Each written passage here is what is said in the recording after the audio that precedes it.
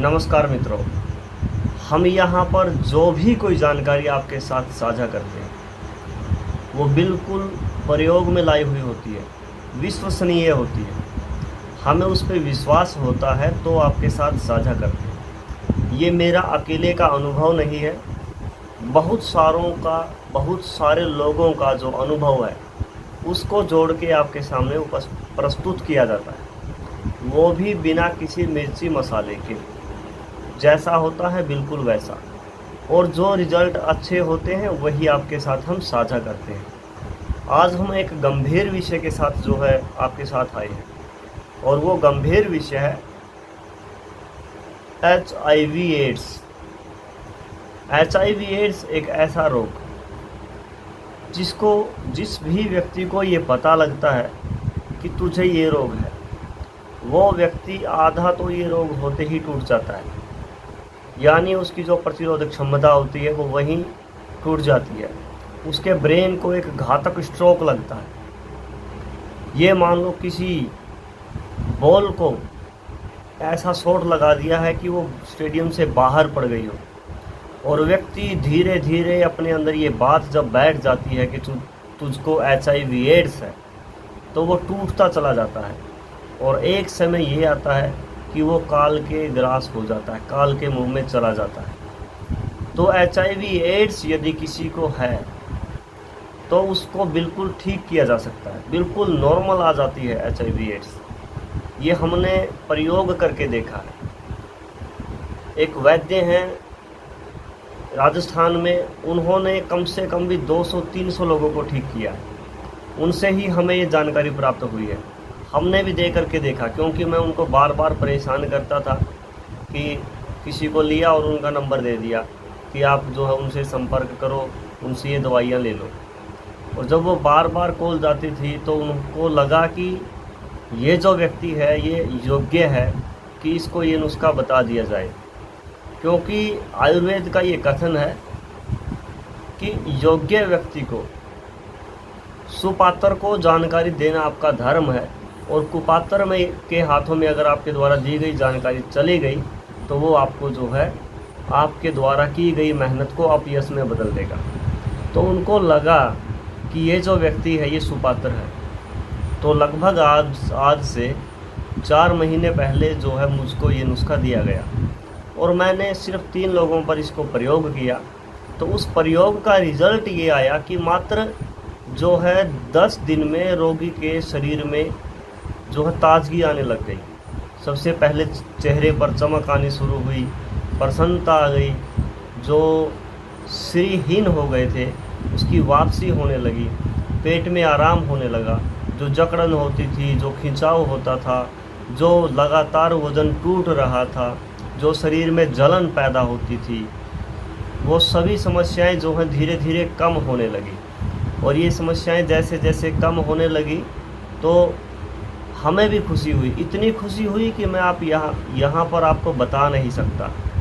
और ज़्यादा महंगा ट्रीटमेंट ये नहीं होता है, ज़्यादा महंगी दवाई नहीं होती है। हालांकि इस रोग के नाम पर 2 रोग ऐसे हैं, एक तो कैंसर और एक HIV। अगर इस रोग के नाम पर रोगी से आप 10,000 रुपये महीना भी मांग लोगे तो रोगी बेचारा अपना घर, अपनी ज़मीन बेच करके आपको ये पैसा उपलब्ध करवाने की कोशिश करता है। या रोगी के घर वाले भी चाहते हैं कि हमारा व्यक्ति कम से कम हमारी आंखों के सामने रहे, ये भी उनकी इच्छा होती है। तो भी वो लोग जो है पैसा खर्च करके ये जो है दवाइयाँ लेना चाहते हैं। और इस आयुर्वेदिक दवाई का सबसे ज़्यादा फ़ायदा ये होता है कि अगर इसके साथ आप जो HIV एड्स की दवाई जो डॉक्टरों ने चला रखी है वो भी लेते रहोगे तो आपको कोई दुष्परिणाम नहीं होगा, कोई समस्या नहीं होगी।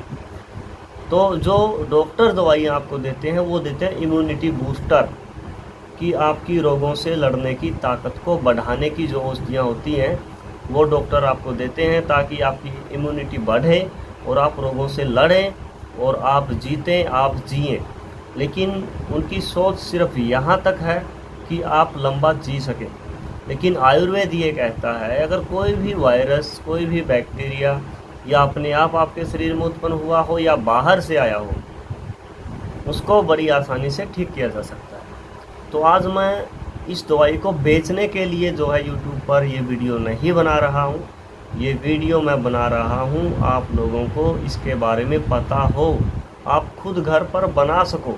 इसका कोई भी दुष्परिणाम नहीं है, कोई साइड इफ़ेक्ट नहीं है और कोई ज़्यादा मेहनत का काम नहीं है। बड़ी आसानी से सरलता के साथ आप इसको बना सकते हैं। अब इसको बनाना कैसे है ये पहले मैं आपको बता देता हूँ। सबसे पहले आपको लेना है 1 किलो गाय का घी। गाय देसी हो, शुद्ध देसी नस्ल की गाय हो, इस बात का आपको ध्यान रखना है। राठी हो, साहिवाल हो, गिर हो, ये सब देसी होती है। ये जर्सी ना हो या आर पार ना हो। ऐसा ना हो कि गाय जर्सी थी और पिता जो है देसी था, उससे जो गाय उत्पन्न हुई है उसका चल जाएगा, वो नहीं चलेगा। या गाय क्या नाम है, जर्सी थी, पिता गाय देसी थी, पिता जर्सी का था, तो वो भी नहीं चलेगा।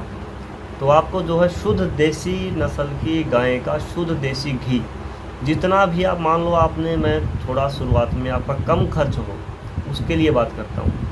मान लो आपके पास है 250 ग्राम गाय का घी। 250 ग्राम गाय के घी के अंदर आप लगा लो 25 ग्राम गाय का दूध आपको चाहिए। उस घी को लोहे के बर्तन में डाल दो, हल्की हल्की आंच चला दो। जब घी पूरा गर्म हो जाए, आपको लगे कि घी खोलने लगा है, तो जो 25 ग्राम आपके पास दूध था वो दूध उसमें डाल दो। और जैसे ही बर्तन थोड़ा चौड़ा लेना, ऐसा ना हो कि आपका घी बाहर आ जाए। जैसे ही आप उसमें डालोगे, घी में उफान आएगा और थोड़ी देर बाद वो दूध जो है जल जाएगा। उसके बाद आप उसके अंदर गौमूत्र डालो 25 ग्राम। उसको भी ऐसे ही करो, ऐसे ही उफान आएगा, ऐसे ही वो जल जाएगा। फिर उसको गर्म होने दो। अच्छा, अगर आप कच्चे में डालोगे तो वो फड़फड़ा के कढ़ाई से बाहर घी आने लगेगा, आपको जला भी देगा। इस बात का आपको ध्यान रखना है। फिर ऐसे ही करके आपको दूध डाल दिया, गौमूत्र डाल दिया, फिर दही डाल दी। फिर उसके अंदर आपको डालना है गोमय रस। शुद्ध देसी गाय के गोबर को निचोड़ने के बाद जो रस बनता है, वो रस भी उसके अंदर डाल दो। और फिर लास्ट में इसके अंदर 25 ग्राम गाय का घी भी डाल दो। अब ये हो गया तैयार, जल गया सारा, आपका घी शेष बचा है, इसको नीचे उतार लो। इसको छानने की आवश्यकता नहीं है। अब आपको क्या करना है, इसको ठंडा होने दो, एक साइड में रख दो। अब आपको लेना है लगभग 2 किलो घी, वो दूध, गाय का दूध 2 किलो। उस दूध के अंदर जो है आपको अश्वगंधा 50 ग्राम, स्तावरी 50 ग्राम, सफ़ेद मूसली 50 ग्राम, कोंच बीज 25 ग्राम जो है, और विदारी कंद 25 ग्राम, सालम पंजा 25 ग्राम, आकरकरा 25 ग्राम, ये सारी चीज़ें जो आप इसके अंदर डाल दो। इन सारी चीज़ों को इसके अंदर डाल के इसको उबलने दो खूब। आपको ध्यान रखना है ये चीज़ें साबुत डालनी है, पीस के नहीं डालनी है। इसको खूब उबलने दो। खूब उबलने के बाद जिस टाइम आपको लगे कि दूध बहुत गाढ़ा हो गया है, तो उस बहुत गाढ़ा हो चुके दूध को, गाढ़े दूध को नीचे उतार लो। उसमें से ये सामग्री निकाल लो। इस सामग्री को छाया में सुखा लो। और छाया में सुखा करके जो है, जब ये सूख जाए तो हमाम दस्ते में इसको कूटना है। इस बात का आपको यहाँ पर ध्यान रखना है, इसको हमाम दस्ते में कूटना है। कुंडे में कूट सकते हो, उखल में कूट सकते हो, पर मिक्सी में, ग्राइंडर में पीस कर मत लेना। और इन्हीं औषधियों का जो चूर्ण होता है, इनको पिसाया मत लेके आना। ये जो है आपको घर पे कूटना है। जब ये तैयार हो जाए, कूट पीस करके तैयार हो जाए, तो फिर जो है उससे जब तक ये सूखेगा तब तक आपको क्या करना है, जो आपके पास दूध था उस दूध को उस घी में मिक्स कर देना है। उस दूध को घी में मिक्स कर देना है। अब घी में मिक्स कर दिया तो वो ख़राब नहीं होगा, क्योंकि दूध का जो खोया बन गया था ना, तो लगभग आपको 200 ग्राम 2 किलो दूध में से खोया प्राप्त हुआ होगा। वो पाइया दूध में आप उसमें घी में मिला दोगे, 250 ग्राम घी में, वो जो है मिक्स हो गया। फिर आपको ये जो चीज़ें हैं ये सूख जाएंगी। ये सूखने के बाद आपको क्या करना है, जब ये सूख जाए तो इसको अच्छे से कूट पीस करके ये सारी सामग्री जो है इकट्ठी कर दो। सारी सामग्री इकट्ठी हो गई। अब सारी सामग्री इकट्ठी होने के बाद इसमें जो है आप 2 ग्राम केसर, 2 ग्राम केसर और 5 ग्राम शुद्ध शिलाजीत मिक्स कर दो। अब इस पूरी सामग्री को मिला करके जो है जितना इसका वज़न है उससे 2 गुना शुद्ध देसी सिट्टा मिश्री शुद्ध हो, धागे वाली हो, उसको पीस करके उसको इसके अंदर मिक्स कर दो। और मिक्स करके ये थोड़ा भुरभुरा सा जो है टेस्ट हो जाएगा, थोड़ा भुरभुरा सा सामान हो जाएगा। इस सामान को जो है अच्छे से मजबूत से कांच के बर्तन में रख लो, एयर टाइट हो, हवा अच्छी तरह से लग जाए, क्योंकि अगर मतलब हवा ना जाए उसके अंदर, अगर हवा जाएगी तो ये जल्दी ख़राब हो सकता है। तो ये जल्दी ख़राब ना हो उसके लिए जो आप इसको डाल दो। फिर इसकी 2 चम्मच सुबह, 2 चम्मच शाम को गाय के दूध के साथ लेना है। और अगर उसी गाय के दूध में जो है आप 2 चम्मच घी और डाल देंगे तो आपकी कब्ज़, आपकी गैस, आपकी तेज़ाब का भी जो है ये हल करेगी। ये नुस्खा हमने प्रयोग किया है और मैं आपको बार बार कहूँगा, इसके लिए मेरे पास कॉल मत करना कि आप ये दे दो। आप कब तक लोगे? 1 साल तक खाना है। 1 साल तक क्या मेरे भरोसे बैठे रहोगे? आप खुद बनाओ, घर पे बनाओ, बनाना सीखो, क्योंकि ये आपकी औषधि है। हर महीने किसी के पास फ़ोन करना, हर महीने कि हमें ये चाहिए, हमें ये चाहिए। कोई ऐसा रोग है, महीने 2 महीने दवाई खानी है तो आप ले लो, बाज़ार से ले लो या हमसे ले लो, कहीं से भी ले लो, लेकिन ये आपको 1 साल तक खानी है। उसके बाद इसको जो है कोई भी व्यक्ति खा सकता है, कोई बीमार हो वो भी खा सकता है, कोई बीमार ना हो वो भी खा सकता है, कोई समस्या नहीं होने वाली। ये इम्यूनिटी बूस्टर है, ये आपकी रोगों से लड़ने की ताकत को 10 गुना बढ़ा देता है। और एक बात मैं आपको बता दूं, इसके साथ में एक प्रयोग और करना है आपको। दिन में 2 बार आपको क्या करना है, 100 ग्राम ले लो सिट्टा वो क्या नाम है, दालचीनी।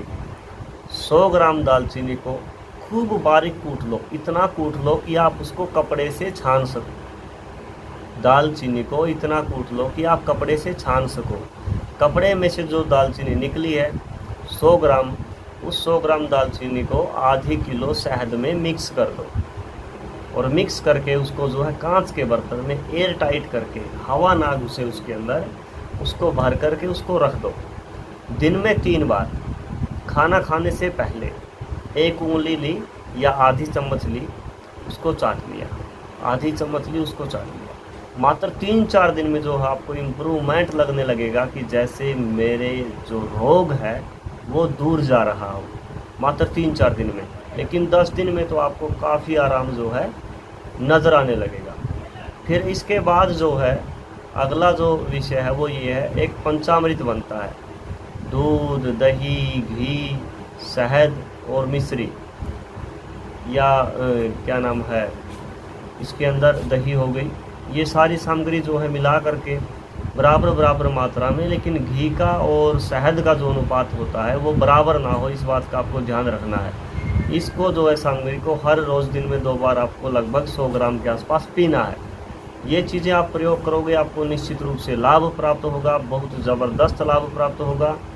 और ये जो समस्या है आपकी भागती हुई नज़र आएगी, बिल्कुल नॉर्मल आ जाएगी, क्योंकि आपकी रोगों से लड़ने की जो ताकत है वो बहुत ज़्यादा जो है इम्प्रूवमेंट हो जाएगी। इन्हीं शब्दों के साथ नमस्कार, वंदे मातरम, जय।